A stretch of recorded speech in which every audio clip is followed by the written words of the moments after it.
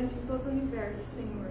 Embora eu não me lembre, mas eu gostaria de dizer o teu nome quando que é a tradução eu sou. Tu és soberano em todo o universo, na nossa vida, reina para todos sempre, eternamente, em todos os mundos, Senhor. Inclusive no nosso mundo escuro, envolto pelo pecado, que muitas pessoas acham que o Senhor não está mais aqui, Senhor. Mas o Senhor está conosco através do seu Santo Espírito. E Jesus, dia a dia conosco, nos fortalecendo. Abençoe a palavra que será pregada aqui. Foram uma mensagem maravilhosa pela manhã. Com certeza agora nós aprenderemos um pouco mais da tua palavra, dos acontecimentos que houveram até aqui nesse momento e aqueles que hão de vir muito em breve, para que nosso amado Jesus volte e nós não veja o céu.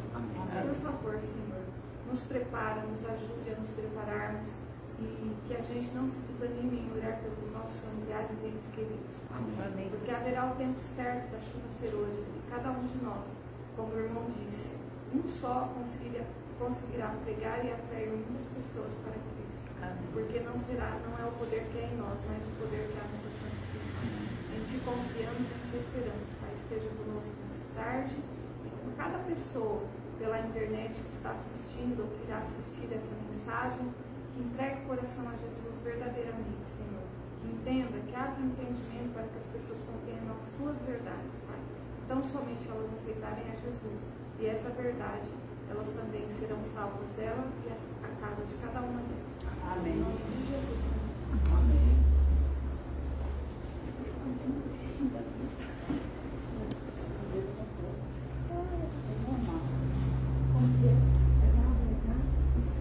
Tem microfone?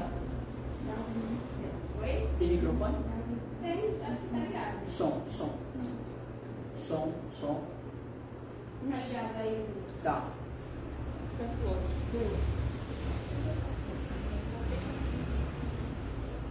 Tá ligado aí, Isabel? Eu acho que está. Qualquer coisa, vem todo mundo um pouquinho pra frente. É, pode ser. Não. Eu não sei como funciona também. Vamos lá? Então tá. Mais pra pertinho aqui, né? Acho que dá para falar, eu falo um pouquinho mais alto. Acho que dá. Muito bem. Dá para enxergar, né? Dá. Vamos lá então. Mas a primeira parte do livro do Apocalipse, a primeira parte do capítulo 13 do Apocalipse vai tratar de dois poderes, né? Nós já conhecemos, mas eu tento trazer aqui alguns elementos que vão ajudar a gente a compreender como que desenvolveu esse pensamento bíblico sobre o poder que atuaria no nosso tempo. Eu gostaria que vocês abrissem as Bíblias de vocês, por favor, em 2 Tessalonicenses, no capítulo 2. 2 Tessalonicenses, capítulo 2. Vamos ver o que a Bíblia diz. Segunda carta de Paulo aos Tessalonicenses, capítulo 2.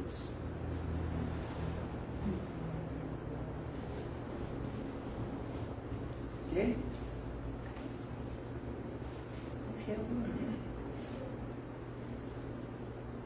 Segunda aos Tessalonicenses, capítulo 2. Provavelmente essa foi a última carta que o apóstolo Paulo escreveu, porque ele morre no ano 67 e a carta foi escrita no mesmo ano, tá? O que estava acontecendo na igreja de Tessalônica? Os tessalonicenses acreditavam que Jesus voltaria no tempo deles. Paulo, sabendo disso, mandou a primeira carta e a segunda carta corrigindo o erro teológico. Então Paulo aqui está tentando dizer para os tessalonicenses que Jesus não viria naquele momento. Por quê? Porque alguma coisa iria acontecer na igreja. E é isso que nós vamos ver. Então vamos lá. 2 Tessalonicenses capítulo 2, verso 1 em diante. Diz assim. Posso ler? Irmãos, no que diz respeito à vinda de quem? Senhor Jesus Cristo. E a nossa reunião com ele, nós vos exortamos. Então Paulo está aqui chamando a atenção no capítulo 2. Gente, Jesus não vai voltar ainda. Agora ele explica o motivo. Aqui não vos demoveis da vossa mente com facilidade, nem vos perturbeis, quer por espírito, quer por palavra, quer por carta, né, epístola, como se procedesse de nós, supondo que tenha chegado o grande dia do Senhor. Verso 3. Ninguém, de nenhum modo, de nenhuma maneira vos engane, porque isto não acontecerá. Isto o quê? Jesus não vem. Isso não acontecerá sem que primeiro venha o quê? O que é apostasia? Apostasia é quando alguém está no movimento e sai do movimento. Quem é ímpio, quem nunca participou do cristianismo, não pode ser considerado apóstata. Apóstata é aquele que está no movimento e sai. Então ele está dizendo que em algum momento a igreja ia passar pela apostasia. Continuando. E seja revelado quem? O homem do pecado, filho da perdição. Pergunta, quem é o filho da perdição ou o homem do pecado? É o papado, é o sistema. Satanás desenvolveu o sistema, os sistemas religiosos ao longo das eras. O auge, a obra-prima dele é o papado como nós conhecemos. Então na Bíblia, o papado, o sistema, não o papa, como Samuel fala, que é a pessoa, não é a pessoa. O papado, o sistema, é chamado de filho da perdição, o qual se opõe e se levanta contra tudo que se chama Deus, ou é objeto de quê? De culto, a ponto de assentar-se no santuário de Deus, ostentando-se como se fosse o próprio Deus. Olha só o verso 9. Ora, o aparecimento do iníquo é segundo a eficácia de quem? Satanás. Quem é que desenvolveu o sistema? Satanás. Continuando. Com todo o poder e sinais e prodígios da mentira, e com todo o engano de injustiça aos que perecem, porque não acolheram o amor da verdade para serem o quê? Salvaram. Olha só que coisa interessante, quer dizer que Paulo, no ano 67, já estava falando sobre o sistema papal. Então a igreja passaria pela apostasia, como nós estudamos aqui na manhã, né, de manhã, passaria então a partir do 538, quando o papado surgisse na história. Então olhem para cá, irmãos. Vamos ver aqui o que a Bíblia nos ensina. Roma, sempre Roma. Roma, sempre Roma. Como eu falei, existem alguns ditados, né, na história. Todos os caminhos levam a Roma. E outro ditado: Roma, sempre Roma. Quem tem boca vai a Roma. Quem tem boca vai a Roma. Roma, sempre Roma. Roma não muda. Roma está lá, com a sua estrutura, dirigida por um ser contrário à palavra de Deus. O meio-dia do papado foi à meia-noite. Posso apagar aqui?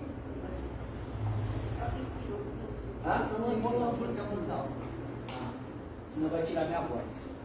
O meio-dia do papado foi à meia-noite do mundo. Por quê? Porque a igreja passaria por uma apostasia. Então a senhora White, aqui no Grande Conflito, ela deixa bem claro isso para os membros da igreja adventista.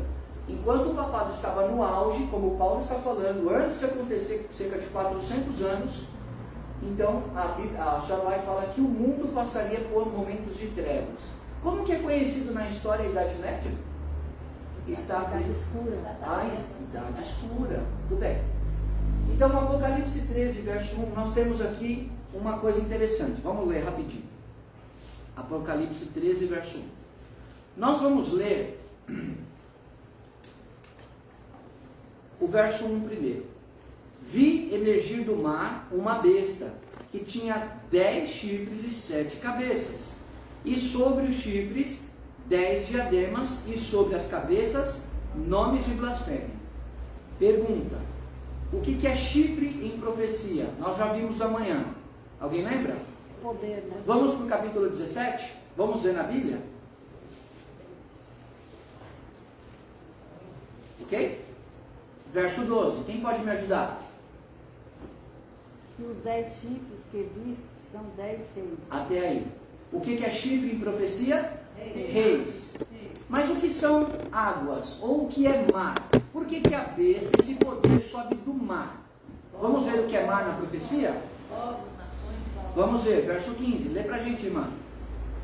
E disse-me: Pode ler.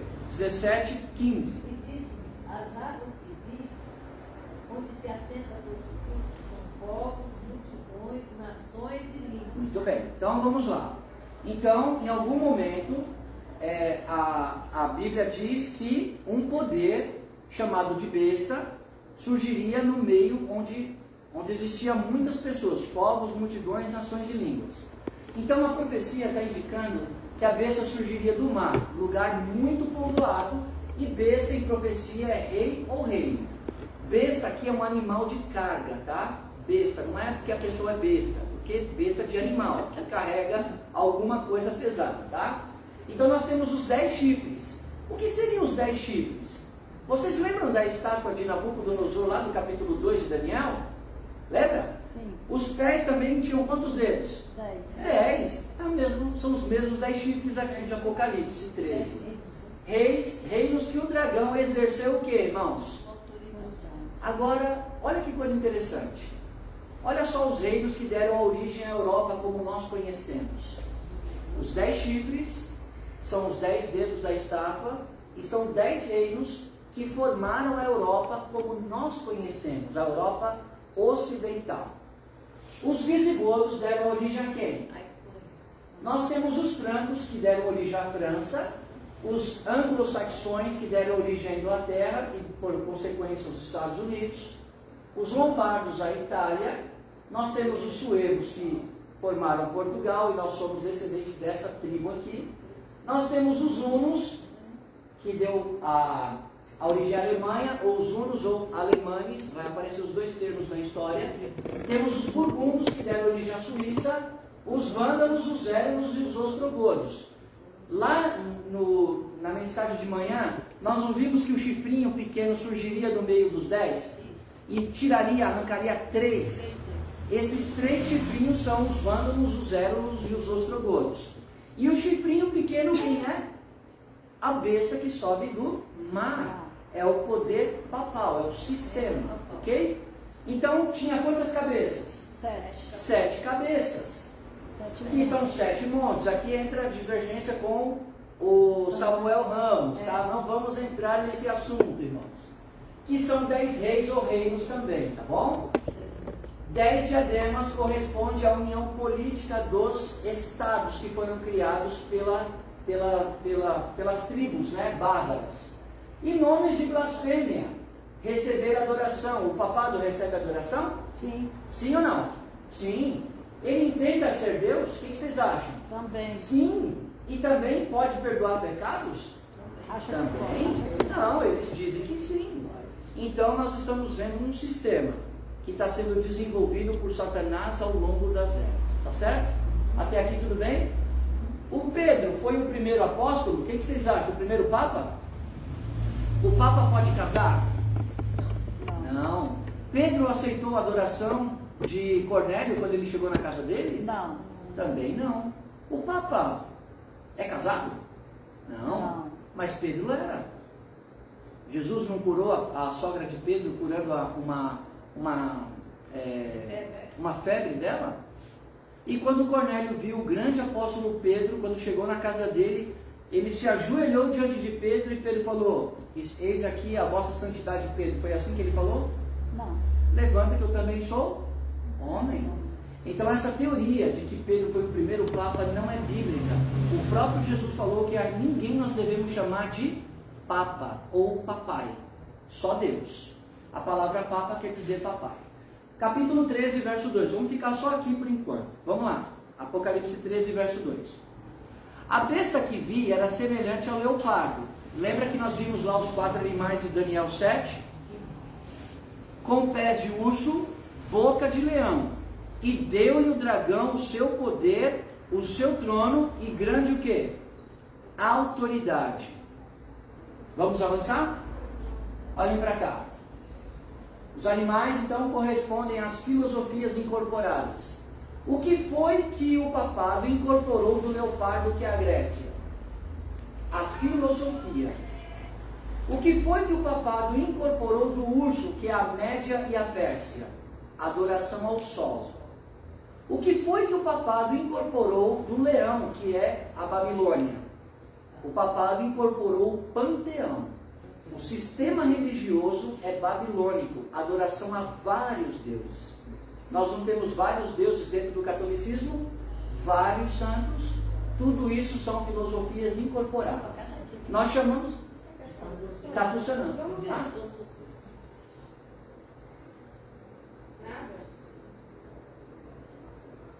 Sem sinal de vida. Você sabe de todo. Eu acho que esse aqui foi. Foi? Ah, foi. Acho que é. Som. Acho que dá para aumentar, né? Som, aí tá bom. Ó, ficou bom agora, hein? Agora Vocês vão ter que me engolir agora. ninguém dorme. Então vamos lá. Nós chamamos essa incorporação de filosofias em termo de sincretismo. Sincretismo é a incorporação de várias teorias ou filosofias ou questões religiosas dentro do cristianismo. Avançando. Então nós temos o leopardo, que é a Grécia, o urso, que é a Média Pérsia, e o leão, Babilônia, como eu falei. Nós temos aqui um teólogo do século XVII chamado César Barônio. E quando você lê a história da Igreja Católica, você vê que esse homem teve uma grande influência a partir da Contra-Reforma. Tá? Nós estamos falando aí depois que a Sociedade de Loyola foi criada, né? Os jesuítas. Mas olha o que ele diz. A Santa Igreja, ou seja, a Igreja Católica, foi permitido apropriar-se dos ritos e cerimônias de quem? Dos pagãos. E seu culto idólatra. Então, ele está dizendo que a igreja fez isso como? De maneira proposital. Então, a ela foi permitida. Desde que ela, a igreja,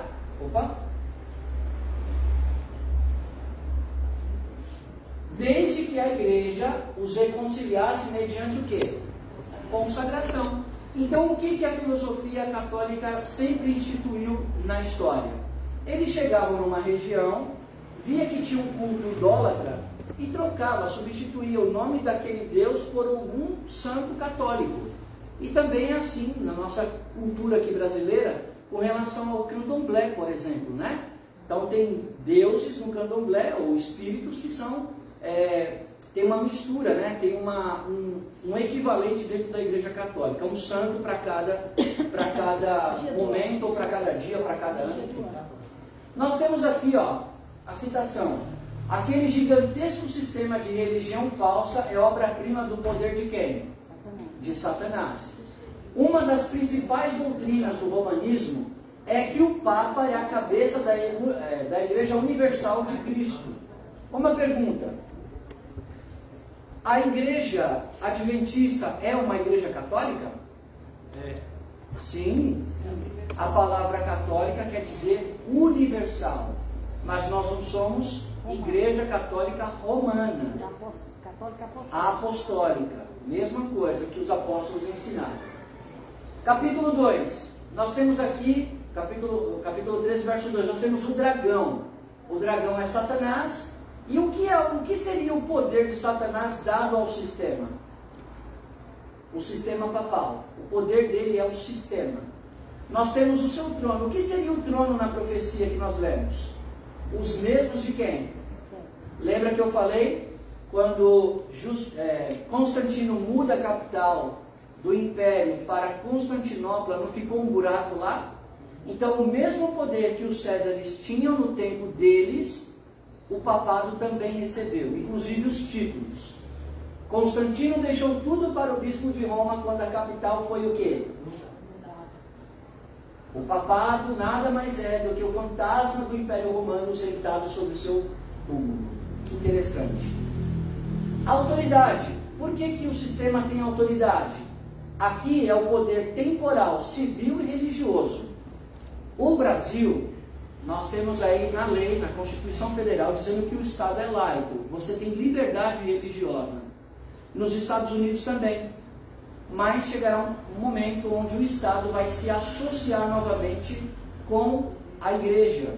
Então, quando une poder civil e poder religioso, aí você vê o que acontece. Nos países, por exemplo, do Oriente Médio, onde nós temos a religião dando as diretrizes, lá se uma pessoa, por exemplo, lá no Oriente Médio, roubar a primeira vez, corta a mão esquerda. Se ele roubar a segunda vez, corta a mão direita. Se o cara ainda roubar de novo, aí ele morre. Na verdade, eles botam a esquerda para fazê-lo passar vergonha de usar a direita para tudo, né?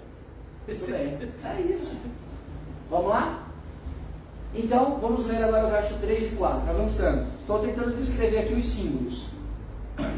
Então vi uma de suas cabeças como golpeada de morte, mas essa ferida mortal foi curada.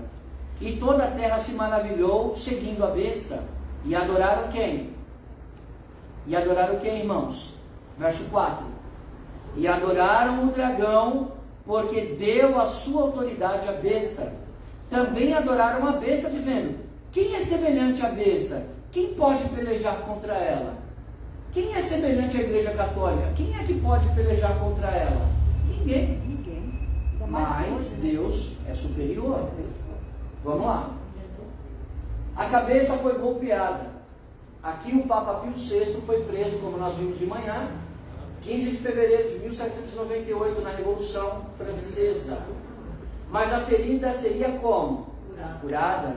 Após a Primeira Guerra Mundial, 1929, eles assinaram um tratado chamado Tratado de São João de Latrão.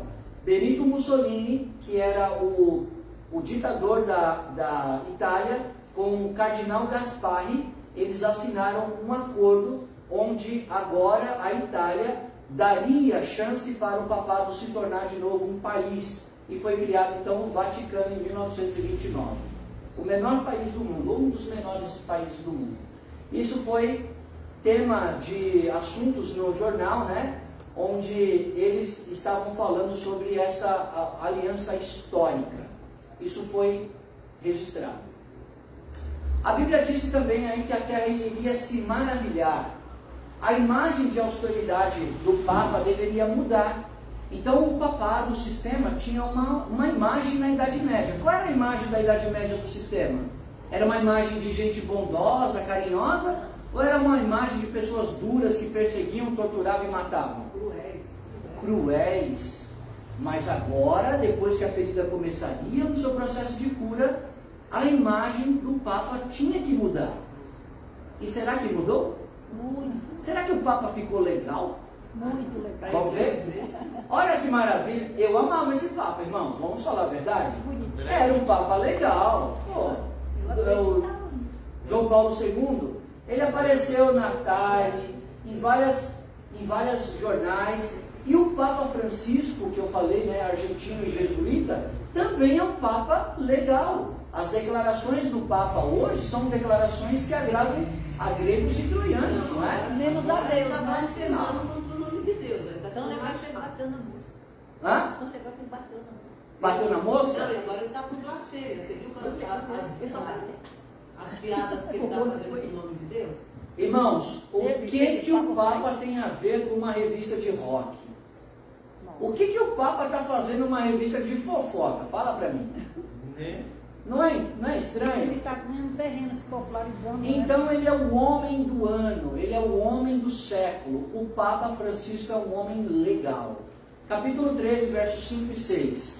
Então a imagem de austeridade e de perseguição tinha que mudar.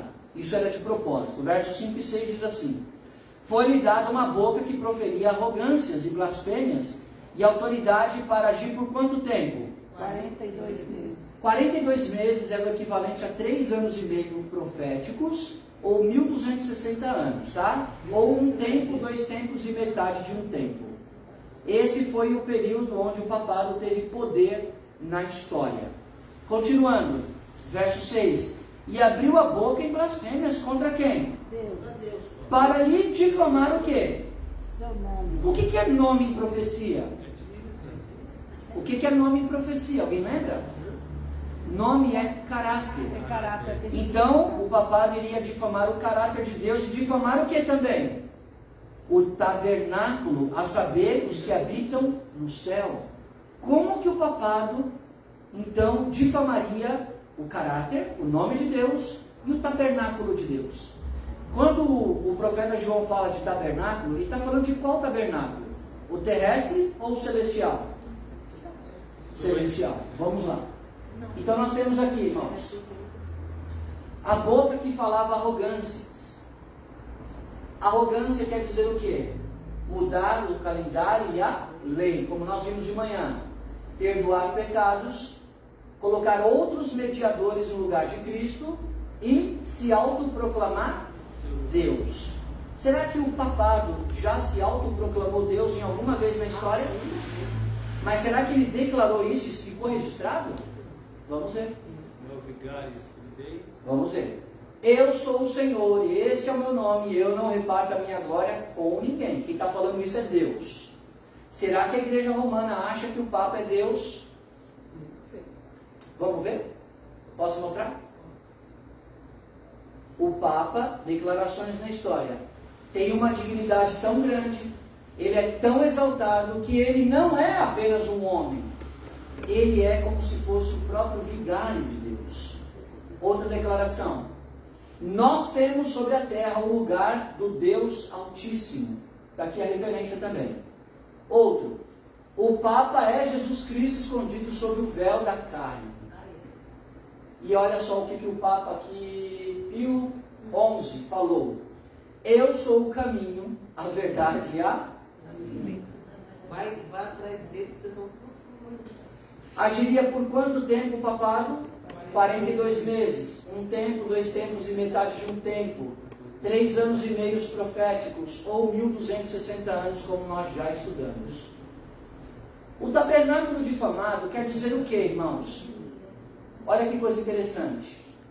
A instituição de outros intercessores, ou como a Maria, como uma pessoa da divindade, tá certo? E também a missa. Qual é a diferença de uma igreja para uma... Mais feminino. Qual é a diferença de uma igreja para um templo? Vocês sabem qual é a diferença de uma igreja para um templo? Numa igreja não se faz sacrifícios. No templo, sim. Então, a missa é a maior blasfêmia que a Igreja Católica pode fazer contra o tabernáculo celestial. Quando o Papa levanta a hóstia, aqui o nome dessa doutrina é transubstanciação, onde Cristo está ali presente, em carne e osso, verdadeiramente, literalmente.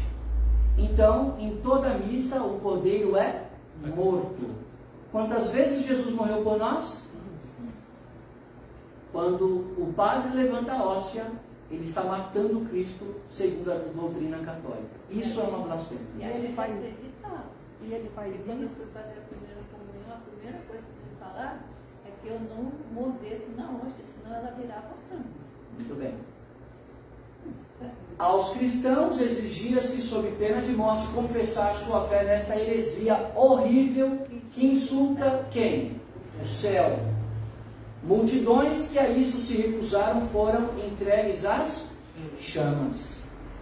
Então, não acreditar numa heresia dessa, no tempo da Idade Média, eles eram mortos mesmos. Verso 7, nós já estamos indo para o finalzinho. Diz assim: e foi-lhe dado também que pelejasse contra os santos e os vencesse. Deu-se-lhe ainda autoridade sobre cada tribo, povo, língua e nação. Poder para vencer os santos, o que isso corresponde? Perseguições, torturas e milhões de mortos. Vocês sabiam que a igreja romana, ao longo do tempo, matou mais do que as 2 guerras mundiais? Não. É mesmo. A igreja ficou no poder mais de 1000 anos. Matou, torturou e perseguiu milhares de pessoas. Muito mais do que as 2 guerras mataram. Se eu estiver errado, depois eu posso me corrigir, amanhã eu posso trazer, mas que eu me lembre na história, a primeira guerra mundial matou mais de 10 milhões de pessoas. A segunda guerra, que foi de 39 a 45, matou mais de 100 milhões de pessoas, quase 100 milhões de pessoas. 100 milhões. A igreja romana matou muito mais do que isso, muito mais. Temos então uma coisa interessante. Será que mostrar que a besta que sobe do mar é uma coisa de adventista do 7º dia? Ou isso vem de antes da nossa igreja existir? O que vocês acham? Vamos ver? Então nós temos aqui os reformadores. Temos Wycliffe, John Hus, Martinho Lutero, nós temos Thomas Cranmer, nós temos William Tyndale, temos Calvino, nós temos aqui John Bunyan, nós temos, deixa eu voltar aqui nós temos John Wesley, século XVIII, finalzinho do século XVIII, todos eles apontaram a besta que sobe do mar como o papado, todos eles. E nós estamos falando antes ainda de Martinho Lutero. Martinho Lutero é século XVI. Estamos falando do século XIII e final do século XVIII. Outra pergunta. Quem foram os primeiros a dizerem que a besta que sobe da terra é os Estados Unidos? Igreja Adventista do Sétimo Dia. Foi a Igreja Adventista do Sétimo Dia que apontou a besta que sobe da terra como, a primeira vez na história, como os Estados Unidos. Tiveram muita chacota por causa disso. Eu li sobre isso na história, irmãos. As igrejas tradicionais protestantes, né, diziam que os adventistas eles eram mimados, iludidos, eram perturbados, que não tinha nenhum poder teológico para falar nada. E exatamente o que a gente vê na história é isso. O título Pontifex Maximus era um título de um sacerdote do deus Mitra. E quem usava esse título era o imperador romano. Quando o Papa assume o poder em 538, esse título passa para ele. Então ele também é um sacerdote do deus Sol. Então nós temos aqui o construtor de pontes, né?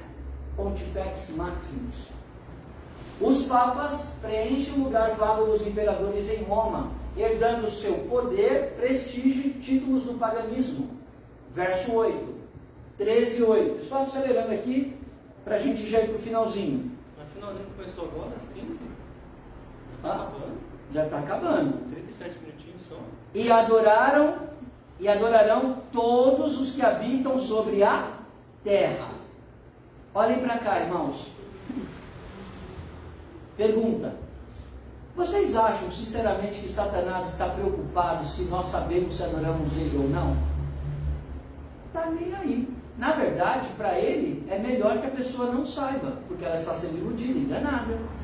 Mas Deus aceita qualquer tipo de adoração? Aí tem uma diferença. Satanás aceita.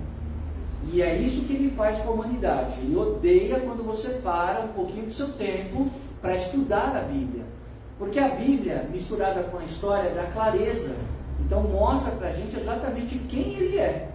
E ele não gosta. Então, a Bíblia está dizendo que aquele que não estiver firme com Deus, ele vai adorar quem?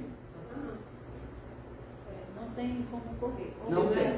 Deus espalha. O sistema papal, quem foi que deu autoridade de desenvolver o sistema, como nós vimos no verso 2? Foi Satanás, para ele receber a adoração. É isso, irmãos. Todos adorarão a besta. O mundo inteiro está sob a sua influência. Vamos voltar um pouquinho na história. Tem pessoas mais velhas do que eu aqui, então vamos fazer um exercício aqui, vamos ver se a gente consegue. Qual é a cultura que mais influencia outras culturas no mundo? Por quê? Por quê? Por causa dos filmes que eles fazem. Que mais? A parte música. Da polícia, essas coisas todas. Aí você fala de ser policial, quero ser da SWAT. Quero ser é tudo referência. É mais bonito, né? São os mais famosos, né? Vocês já ouviram falar? É porque, como biblicamente o poder político e religioso estão concentrados, político no caso dos Estados Unidos, religioso em Roma, ele é regido pelo grande anjo criado primeiramente para fazer todas essas coisas no céu. Então ele sabe exatamente manipular as mídias que vêm de lá. E isso afeta o mundo como um todo. É direcionado. Perfeito. Nós temos um conceito sociológico, agora falando um pouquinho sobre questões científicas, sobre, professora, por favor, me corrija se eu tiver a pronúncia errada. Soft war e como que fala guerra quando você quer guerrear mesmo com intensidade. Soft war é a guerra branda, né? Mais tranquila, poderia ser assim? Como seria uma guerra mais ferrenha? É o Hard war. Então, na sociologia, nós temos aí o soft war e o hard war. Então, nós temos uma guerra soft, tranquila, onde a cultura vai comer outra cultura. Tudo bem? Mas quando essa cultura se nega, aí vem o hard war. Eles impõem sanções, vêm com guerra. Vocês acham que as pessoas que vivem lá, por exemplo, no Oriente Médio, aceitam qualquer coisa que venha dos Estados Unidos? Não. Nós conversamos lá embaixo, né? A professora falou que ela tem, posso usar você como referência? Que ela tem dois documentos, né? Para sair do Brasil, dois passaportes, dois tipos, como é que fala? Passaporte, ok. Então vamos usar.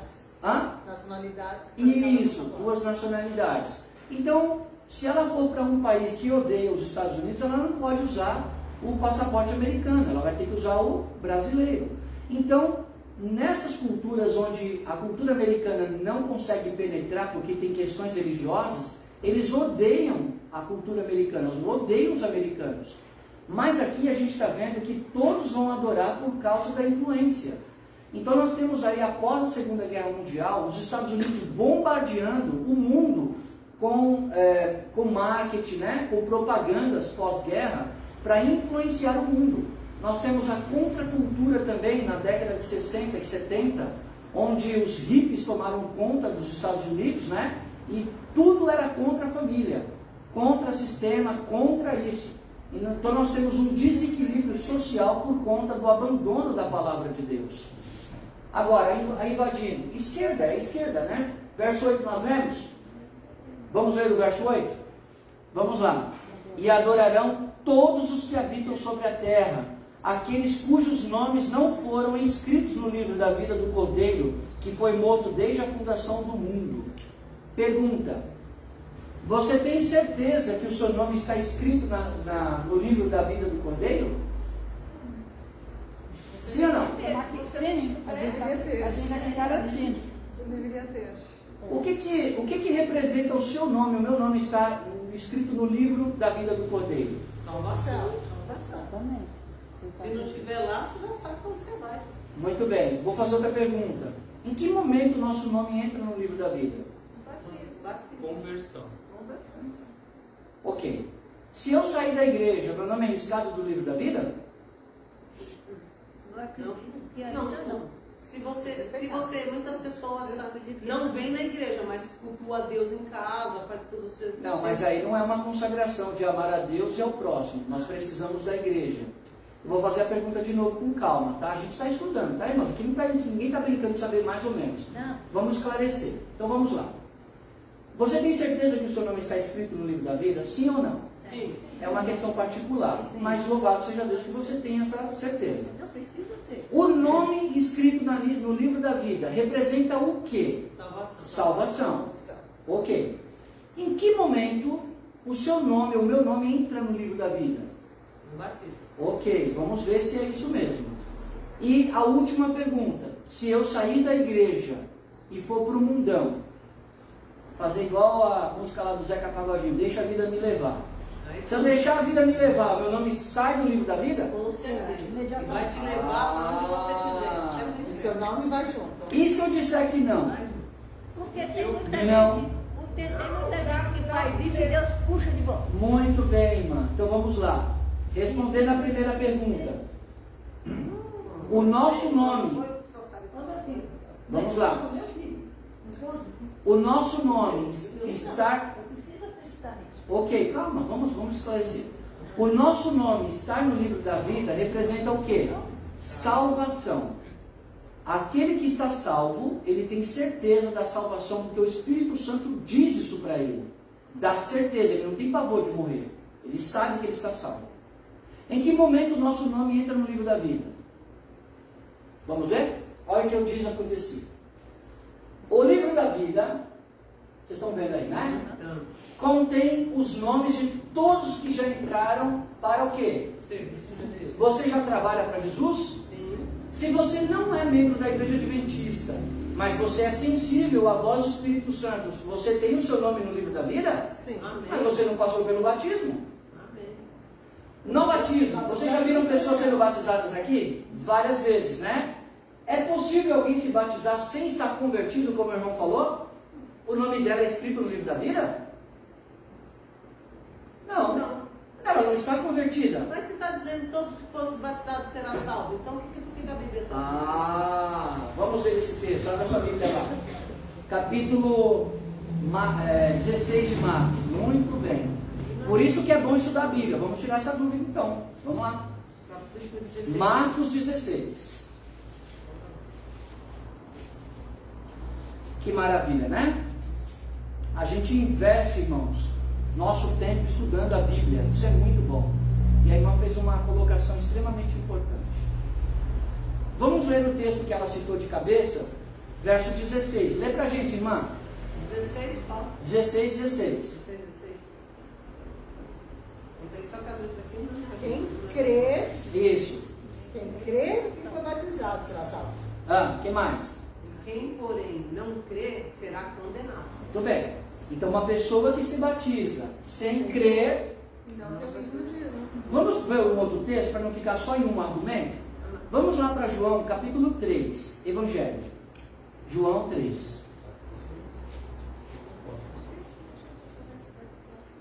Tudo bem? Se emociona e vai. Vamos lá? João 3. Capítulo 3, Evangelho. Professora, lê pra gente o verso 18, por gentileza. 3:18 do Evangelho de São João. Em inglês. Quem nele crê, Vamos lá. Domingo ainda não chegou, hein? Quem nele crê não é julgado. Até aí. A palavra julgado aqui é condenado. Continua. O que não crê já está julgado. Porquanto não crê no nome do unigênito Filho de Deus. Ok, então vamos voltar aqui para a pergunta. Se uma pessoa decidiu se batizar, mas ela não está convertida, como o irmão falou, e não crê, no coração dela, ela não crê. Ela deu uma desculpa para agradar alguém, ou porque ela quer alguma coisa, mas ela não quer a salvação. E Deus conhece. O nome dela vai ser escrita com letras de fogo no livro celestial? Não. Nunca. E uma pessoa que se batizou crendo, mas ela se desanimou e parou de trabalhar para Deus, ou nunca trabalhou, ficou com vergonha. O nome dela foi escrito no livro do céu? Sim, foi. Mas ela nunca trabalhou para Deus.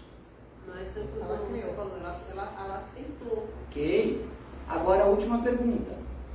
Quando uma pessoa sai da igreja crendo, trabalhando para Deus, o nome dela foi escrito no livro celestial, mas em algum momento da vida ela saiu e deixou a vida levar ela. O nome dela é riscado no livro celestial? Não. Eu creio que Tem uma situação que até hoje fica na minha garganta, aqui de uma irmã que saiu. Não precisa. Mas não quero Tá. saber não quero saber a questão. Não Tá. vou falar o nome dela nem nada. Ok. Ela sempre caminhou com a gente, tá indo. Aí uma hora o filho dela era numa outra denominação e ela fez uma cartinha pedindo para se desligar da Ok. igreja e tudo. Muito E bem. aí o que falaram para nós, o que eu também, falaram não, né? Porque eu também entendi isso, quando a pessoa pede, né? Pra dizendo sair? que pede para sair dizendo que não acredita mais no Espírito Santo. Deixa eu fazer uma pergunta então, para a gente tentar explicar essa parte que é muito Poder importante. entender também. Vocês que já são maduros na fé, já viram alguma vez a comissão da igreja cometer erros? nossa. Sim ou não? Sim. Mas eu achava que essa igreja era perfeita, não é não? Vocês estão dando risada? É sério? Nós somos os restantes só. Tá, ok. Então vamos lá. Não perfeito, Ó. perfeito, só pessoas. Vamos lá, irmãos. A gente está pensando, tá ok? Vamos lá. Se na comissão vocês já viram erros sendo cometidos, Deus é obrigado a cometer o mesmo erro de uma comissão? Não, claro que não. Deus é perfeito.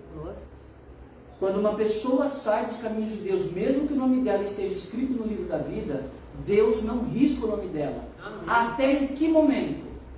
Vocês querem ver? Até que ela não aceite mais o Espírito Eu Santo. quero Não. ver. Certo? Pecado contra o Espírito Santo. Perfeito, mas tem um texto que diz aqui uma coisa muito importante. Vocês querem ver? Eu quero. Vai para o capítulo 20 do Apocalipse. Quero ver porque tem meu filho.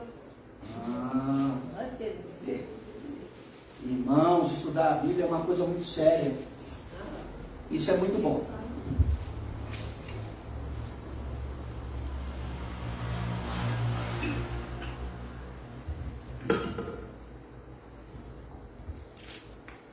Vamos lá? Verso 12.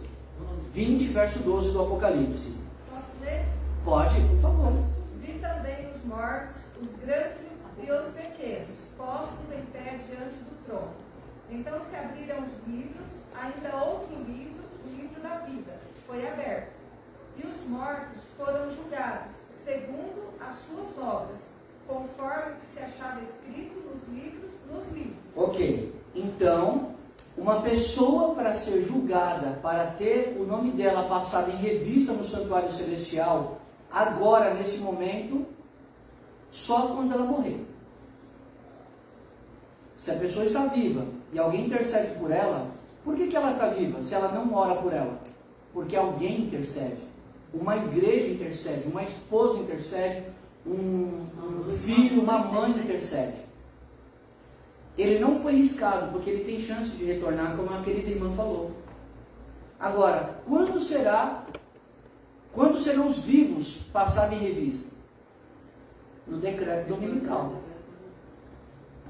Então, vocês e eu, nós não passamos o nosso nome em revista ainda. Podemos perder a nossa salvação se nós abandonarmos a fé.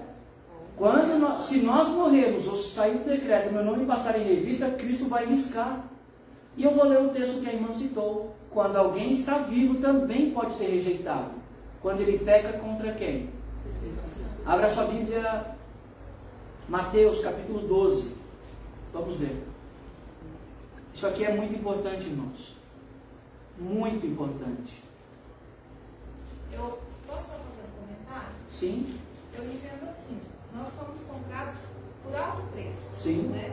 E o Espírito Santo, ele, até que a gente feche os olhos nessa vida, né, salvo essa sua colocação, Sim. né, quando vier o decreto, o Espírito Santo vai estar sempre trabalhando por aquela Com pessoa. certeza. Seja através da intercessão de uma mãe, de um parente, de alguma coisa, e mesmo que não haja intercessão de ninguém, porque Deus não depende de homens. Eu discordo do argumento na segunda parte. O ímpio, ele não tem restrição, ele não ora por ele. Ele não ora. A salvação, ela Desculpa, é a ovelha perdida. sim, mas tem uma coisa. Alguém orou pela ovelha perdida. Sim. Seria Draco. Então, assim, desculpe, tá, irmã? Só discordando esse ponto. Compreendendo. Não, sim, mas assim, ó. Eu entendo, entendi Não assim, sabe o que está pedindo. porque eu entendi que o Espírito Santo, de alguma forma, ele vai estar sempre trabalhando. Mas se ninguém intercede, ninguém ora, então aquela pessoa está por conta dela mesma. Uma pergunta. Deus, ele invade a nossa consciência e impõe o que ele quer? Não. Tudo bem. Vamos supor que uma mãe ore pelo filho, mas o filho rejeita.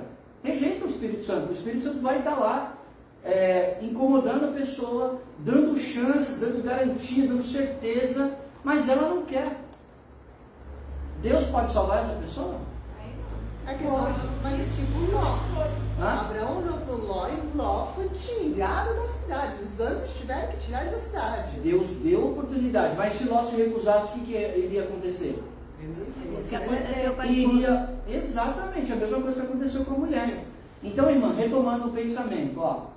Por exemplo, se a senhora orou pelo seu filho ou alguém da sua família que a senhora ama muito, esta oração, ela não morre, ela fica lá, registrada. E Deus vai utilizar a sua sinceridade por aquela pessoa e vai dar chances para ela. Mas no final das contas, quem toma a decisão é a própria pessoa. Mas também tem uma coisa. Aqui no capítulo 12 de Mateus, Jesus deixa uma coisa muito clara. Vamos lá? Capítulo 12, verso 31 e 32. O que diz aí, ó? Por isso vos declaro, todo pecado e blasfêmia serão perdoados aos homens, mas a blasfêmia contra o Espírito Santo não será perdoada. Se alguém proferir alguma palavra contra o homem, ser-lhe-á isso perdoado. Mas se alguém falar outra contra o Espírito Santo, não lhe será isso perdoado, nem neste mundo, nem no porvir. Então vamos retomar aqui. O que é o pecado contra o Espírito Santo? Falar mal, xingar um palavrão e xingar o Espírito Santo? A rejeição completa. Ele fala ao seu ouvido e você mesmo vai se afastando ao ponto de você não ouvir mais. Ok, mas o que é efetivamente o pecado contra o Espírito Santo? Afastar-se dele, não ficar Preferir ficar longe. Rejeitar a palavra de Deus, consciente, e se afastar, e a pessoa já não vai mais ouvir o chamado silencioso dele. E se a pessoa Mas assim, a pessoa crê em Deus, né? Segue ali as doutrinas de Deus, guarda o domingo de sábado, mas ela não crê mais que existe um Espírito Santo. Ok. A senhora White diz três coisas sobre... Está de oposição de um amigo. Ok, a senhora White fala três coisas sobre a questão do Espírito Santo. Negar a existência dele como Deus é negar o próprio Espírito Santo. Mas ele não vai ser rejeitado de uma hora para outra. Deus vai dar tempo para ele. Deus não simplesmente corta porque a pessoa falou alguma coisa. Então ele vai dar tempo. Negar também a influência do Espírito Santo na vida de outra pessoa é pecado contra o Espírito Santo. Por exemplo, dei estudo bíblico para uma jovem menina, há muitos anos atrás. Ela tinha sido abusada pelo tio e ela tinha um problema seríssimo emocional. Ela se afastou da igreja muito nova, foi para a prostituição, uma menina lindíssima, e a mãe era fiel, era membro da igreja adventista. Um dia ela me chamou para dar estudo para a filha. Fiz amizade com a menina, uma jovem, e descobri a história dela. Ela tinha saído da prostituição porque ela teve um problema hormonal e engordou bastante. Então ela se achava feia para continuar na prática da prostituição. E ela tinha o desejo de voltar, mas ela adquiriu nesse tempo o vício da droga, do cigarro, da bebida e das baladas. O que aconteceu? Ela perguntou para mim se Deus poderia perdoá-la. Eu falei que sim. Se ela tivesse o desejo de voltar, sim. Então nós demos o estudo para ela e nós marcamos no evangelismo. O segundo dia de batismo era o batismo dela. Nós sempre abríamos com o batismo, e aí na primeira semana, no final dessa primeira semana, nós tínhamos o segundo batismo. E aí o terceiro, o quarto, até o último batismo, certo? Entenderam? Era para ela estar no segundo batismo. Eu esperei ela, a Érica. A Érica não apareceu. E aí eu fui até a casa dela no outro dia e perguntei por que ela não foi. E ela disse: Marco, eu não parei de fumar ainda. Ó, se ela teve essa consciência, irmãos, quem estava atuando na mente dela? Ok. Aí o que aconteceu? Nós continuamos os estudos e nós estudamos sobre a questões de saúde. E aí, no último batismo, ela se sentiu tranquila para ser batizada. Mas ela ainda não tinha deixado o cigarro. O que vocês fariam? Não, nós vamos para o Marcos do Roupão da Fé. Ok, então vamos lá, vou falar o que aconteceu. Hoje ele é um homem bem. Irmãos, isso é uma coisa extremamente importante. É por isso que a nossa igreja está taxada de ser uma igreja enjoada, porque os membros não têm sensibilidade. Olha o que eu percebi que eu deveria ter feito com ela. E eu fiz. Eu disse: Érica, você quer ser batizada? Ela falou: quero, mas eu não tenho força. Você confia em Deus? Confio. Se você prometer para Deus, se você fizer uma oração e prometer para Deus, eu vou ser testemunha do seu pedido a Deus. Se você prometer para Ele, a igreja vai te batizar. Ela se ajoelhou, eu, o pastor, a mãe dela e ela na casa dela. E ela fez uma oração tão linda que deu vontade de chorar. Ela abriu o coração para Deus ali na nossa frente e prometeu: Senhor, se tu me deres o poder, eu nunca mais fumo na minha vida. Isso foi numa sexta-feira, e no sábado era o dia do batismo dela. E ela foi batizada, voltando na história do Espírito Santo. A igreja conhecia o histórico dela. Quando a igreja viu a menina entrando, com a Bíblia na mão, toda aquela cerimônia que vocês já sabem, e foi preparada para se batizar no tanque, isso ninguém me falou. Eu vi, eu estava lá. Eu estava dirigindo, junto com a igreja, aquele evangelismo. O diácono-chefe disse: essa daí vai batizar, vai ficar 2 semanas e vai sair da igreja. Vocês sabem o que é isso? É não atribuir o poder do Espírito Santo na vida de uma pessoa a Satanás. É não atribuir aquele poder de envolvimento e dar esse crédito para o diabo. Isso, se a pessoa continuar nesse erro, é um pecado contra o Espírito Santo. O que aconteceu, só para terminar? A menina foi batizada, ela permaneceu, depois eu voltei, 10 anos depois eu voltei na igreja dela, estava lá, Amém. e o diácono traiu a mulher dele e saiu da igreja. Ai, tá vendo? Irmãos, não é brincadeira que eu estou falando. Diga, irmão, depois eu passo a palavra, a gente já vai no finalzinho. Pode falar. Não, essa questão, as pessoas, muitas das vezes, Julgo. julgam, as pessoas acham que tem mais poder do que outras. Eu posso mais, É eu mais sinto santo. que tenho mais poder, Tá vendo? sou mais santo, É? sou mais preparado, né? Sou o melhor. Não, a gente não pode cultivar isso. Concordo, diga, irmão. Você vê o exemplo de uma pessoa ser batizada. E o contrário, de uma pessoa crer em Deus e não ser batizada. Ok, o ladrão na cruz, ele creu em Jesus? Sim, e não foi batizado? O batismo salva? Não. O batismo não salva, irmãos. É só Devolver dízimo salva? Não. Vir à igreja ou ter uma vida religiosa salva? Não. Ter tempo na igreja salva? Não. O que salva, não foi isso que nós cantamos? A graça de Deus. Só que a Bíblia fala que nós temos que nos acostumarmos com a mensagem. Esse nós chamamos de processo de santificação. E não é para qualquer um, é só para quem é resistente. A palavra perseverante de Apocalipse 14, 12, aqueles que perseverarem até o fim, a palavra ali no original é resistente. É aquele que fica firme até o fim, não é aquele que estoura ou espana. Então, voltando, o que é pecado contra o Espírito Santo? Rejeitar ou negar ele, atribuir uma obra que é dele ao diabo, ou qualquer pecado não confessado e abandonado. Qualquer pecado. Vocês entenderam? Qualquer pecado não abandonado e confessado se torna um pecado contra o Espírito Santo. Você confessou e não abandonou. Isso está escrito. Persistência Então, irmãos, no erro. hã? Persistência no erro. A persistência no erro. Deus odeia o pecado, mas Ele ama e perdoa o pecador, irmãos. Quando a gente se arrepende, quando a gente tem consciência de que a lei de Deus exige um padrão moral mais alto. Tudo bem? É difícil, viu, irmãos? A gente tem os conceitos aí de... Somos igrejeiros, né? Ah, fulano, não. Vamos ver o que está escrito, né? Vamos lá. Apocalipse 9 e 10, para a gente terminar então. 13, 9 e 10. Espero que esse ponto tenha ficado esclarecido, né? Ou, pelo menos, um pouquinho esclarecido. Diz assim: se alguém tem ouvidos, ouça. Se alguém leva para cativeiro vai. Se alguém matar a espada, necessário é que seja morto a espada. Aqui está a perseverança e a fidelidade de quem? Avançando. A perseverança dos santos, o que seria característica de um povo resistente. Então Deus exige uma resistência sobrenatural do povo dele na terra. Ou vocês acham que é fácil ser adventista, irmãos? Por isso tem que pedir bastante. Não é fácil. Não é fácil você ser um membro da igreja de Deus, não é fácil.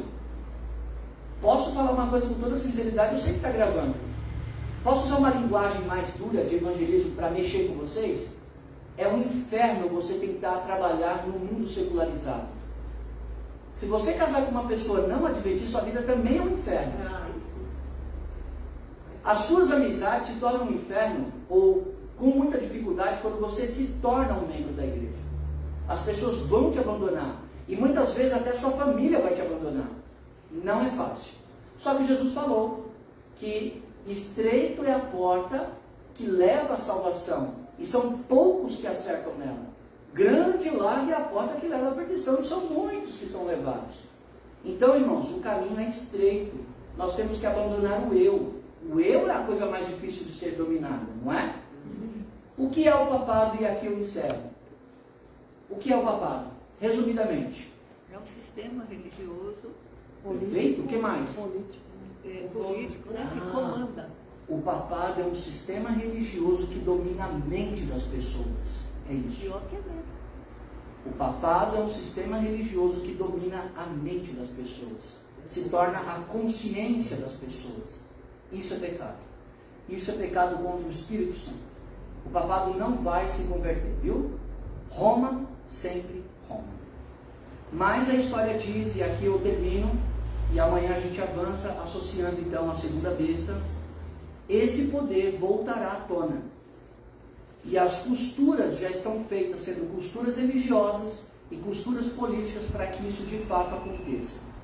E eu pergunto, será que nós estaremos firmes quando esta aliança for finalizada ou for efetivada, e aí sim sair os decretos e as coisas começarem a apertar para nós, irmãos?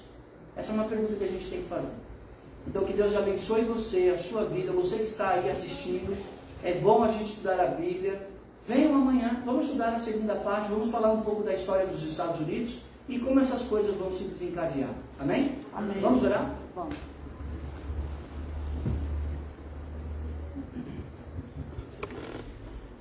Santíssimo Deus, nosso querido Pai, um sistema religioso que domina a mente das pessoas está vigente, ou estava vigente já desde o tempo de Paulo.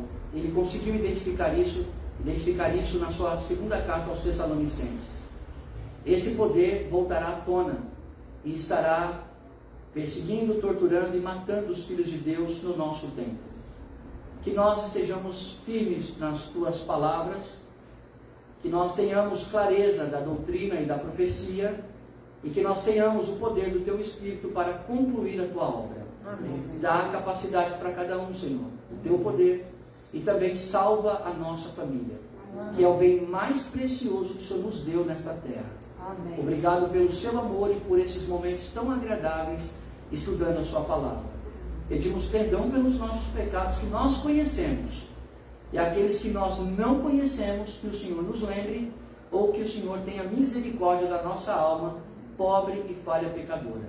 Nós não vamos lembrar de tudo, mas confiamos a nossa vida e colocamos nas tuas mãos, sob o nome poderoso de Jesus, que é a nossa oferta perfeita. Não olhe para nós como nós somos defeituosos, Senhor. Olhe para Cristo, porque é nele que nós colocamos a nossa fé. Dá-nos a tua paz, Senhor. Muito obrigado por esses momentos maravilhosos. E nos traga amanhã de novo para estudarmos mais uma vez a tua palavra. Nos leve em paz, em segurança para os nossos lares. E obrigado pelo seu amor. Te agradecemos em nome de Jesus. Amém. Amém.